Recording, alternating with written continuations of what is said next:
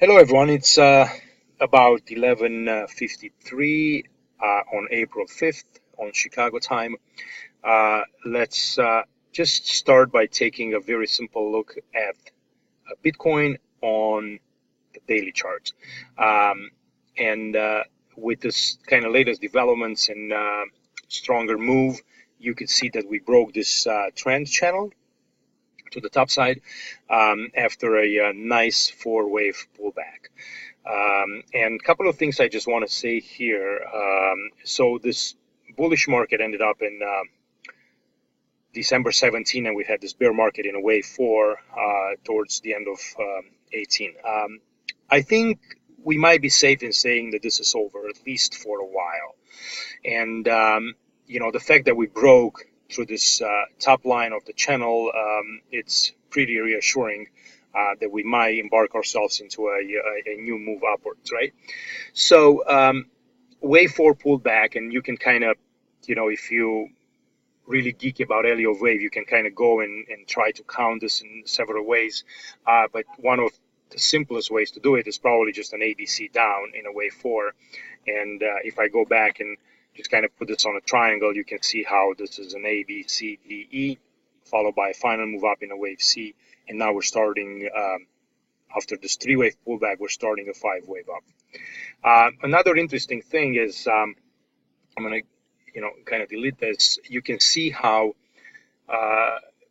usually wave fours in any, degree of trend kind of pull back towards the wave four of the previous degree. So if you look at this wave three up here, it's composed of five waves, right? And you have 3, 4, and 5. And you can kind of see how this wave 4 at about 3200 pulled back in the previous area of this wave 4 as well.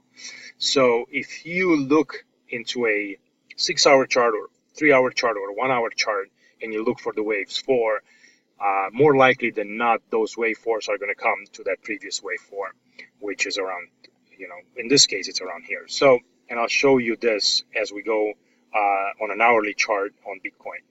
So 5 waves up in 3 waves down in 4, and now we're starting to build up a ramp to go up into 5 wave here that would probably complete a wave 1.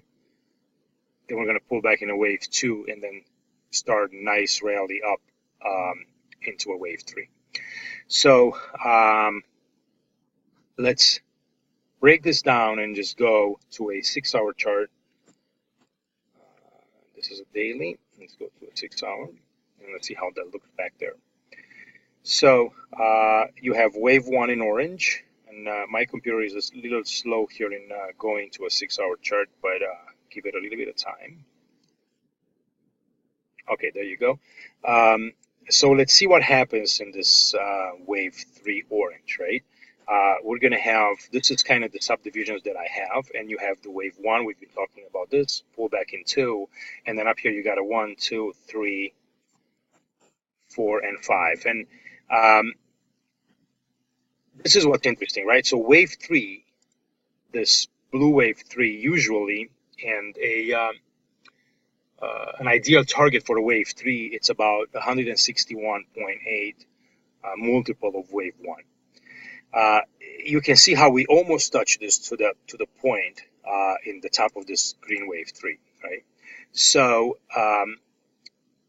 this is what's interesting, right? So this wave 3, this blue is composed of 5 waves. You have 1, 2, 3, 4, 5. Now this wave 4 here, it's not over. And we're going to go inside and kind of take a look at it. But for right now, this, it doesn't matter how much time we're going to spend on this wave 4. More than likely, we're going to go back and do another high here. Could be like a double top, right? Or just go, just a very small new high made into this blue 3 towards 53.50. I think the high of this wave 3 was about 53.30 or something like that. So more than likely, we're going to retest that and then pull into a larger 4. But I don't think this subdivision of green counting here, it's over yet. And I'm going to go to a 3-hour chart and then to a 1-hour chart to show you what I mean. So you can see how this wave 2 here, this one was like a leading diagonal. We've had that before, you can watch the other videos. And then it goes in an ABC down in wave 2. We have a massive run into a wave 3, which you can probably decompose, as a 1, 2, 3, 4, 5. So that's done, okay? And this wave 3 green is done. And now we're pulling back into this wave 4. Now this wave 4 here kind of has to match the size of this wave 2 that I have. Okay, so if I go to a 1 hour chart, you can see that this wave 4 still develops. And because this wave 2 was a zigzag and an ABC, this wave 4 more than likely would be either a flat or a triangle.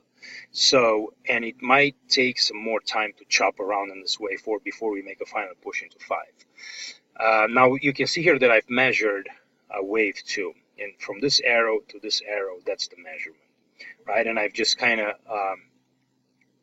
took this measurement and put it here. 100% equality in time between wave 4 and wave 2. It's around April 8th, right? Let's say if everything goes perfect, this wave 4 should finish right here. Now they could extend more and they could go to 138 or 1618, but that's the ideal timeline for a wave 4. Now you can see here that we've started a pattern of 3 wave moves, right? So if I go even lower to let's go to a 45 minutes, right? You can already see, and how are the triangles formed? The triangles are formed in 3 wave moves. So if you have a triangle that goes, it's going to be an A, B, C for wave 1, okay? And then if it contracts, it's going to be like that, right? So this is going to be it's going to be, let's say it's 1, 2, 3, 4, 5, but it's going to be an A, B, C, D, E, because that's the measure, that's the numbering, right? So you go an A, B, this is going to be small again, right? Then you're going to have that. There's going to be A, B, C, very small here, D, and then you're going to have an E, and then you go up. All right, so I think this is what's happening here. We have this A, B, C, all right, to complete A. Now we're going to chop around and try to build the second wave.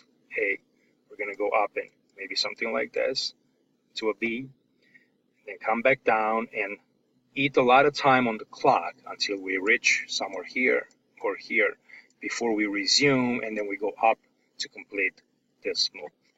Okay, so this is going to be very tricky. Could this be done and this 4 be here and then straight move up? Yeah, but it's unlikely because this wave 2 is a little larger.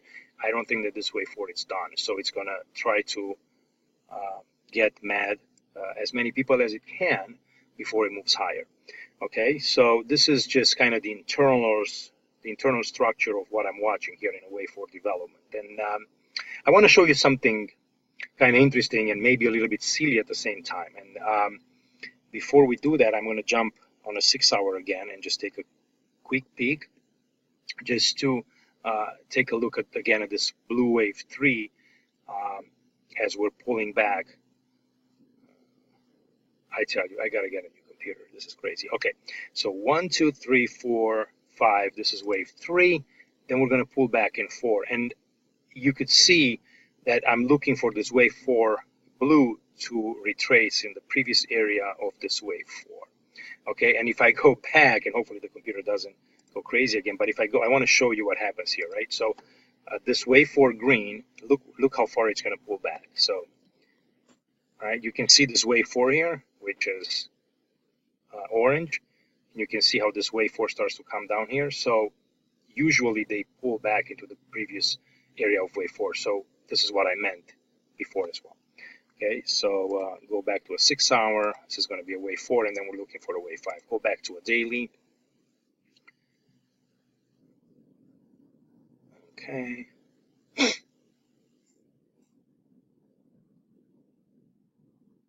All right, there you go. So I think we're going to end up probably finishing this wave final 3. So you have 4 and then another one in 5. So for the next, I don't know, maybe a month or couple of months, I think there's a big chance that we're just going to chop around here between wave 3s and 4s, and then trying to make 5s to complete this larger 3 before we pull back and then we go up higher. So things are going to get definitely interesting. But here's what I wanted to show you, and I got a few laughs when I posted this, but it's very I mean, not accurate, but it's very, very possible. Okay, so let's say that we're counting this. Basically, you have wave 1, 2. This is on a couple of weeks chart, right? You have 1, 2, and then you have 1, 2. Inside this wave, you have this 1, 2, 3, 4 structure that we're watching now, and this is the wave 5 that I'm looking to complete, this larger third. All right, so when you basically look at this and you say, oh my God, how is Bitcoin going to go to 57,000? Well, if you measure things, it's extremely possible, right? So you look at the length of this wave 1, and then now you're looking at the length of this wave 3, which is developing right now, which subdivides into this blue wave, right? So basically, at the 100% wave 3, this wave 3 versus this wave 1, in terms of distance traveled on a semi-log scale, you would get to about 57,200. Okay, so the expected move of this wave 5, it's going to be around 57,000. So now this might take a while, right? Even if you look just on the right, look on the chart, this might mean April 14 next year, or April 14, or the month of April, or the month of May next year, quite possible, right? It doesn't look like that right now, right? Because there's a lot of time, and you might be scared about seeing these prices, but it didn't look when you have this wave 2 into 180 and we end up to 20,000. So I think this is where we're going, and we have to just kind of keep an eye on the internals of the structure and just be patient and just buy on pullbacks and basically just take it from there. All right, until next time, have a great day. Thanks for listening. Hit that like button and subscribe, and I'll talk to you guys later.